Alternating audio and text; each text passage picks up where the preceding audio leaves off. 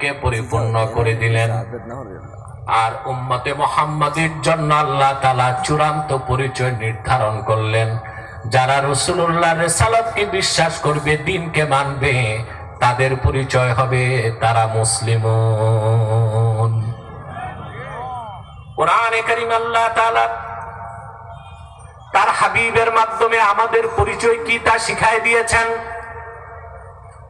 আল্লাহ পাক বলেন, কুল আমান্না বিল্লাহি ওয়া মা উনজিলা আলাইনা ওয়া মা উনজিলা আলা ইব্রাহিম ওয়া ইসমাঈল ওয়া ইসহাক ওয়া ইয়াকুব ওয়াল আসবাত وما أوتي موسى وعيسى والنبيون من ربهم لا نفرق بين أحد منهم ونحن له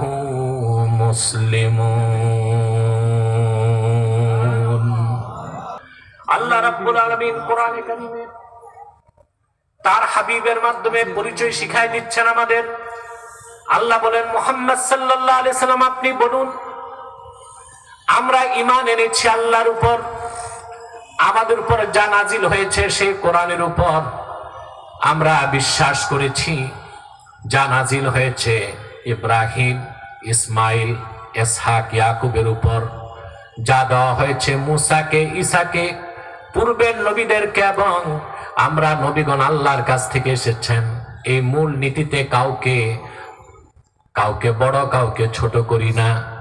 আমরা ঈমান এনেছি আল্লাহর পক্ষ থেকে আসা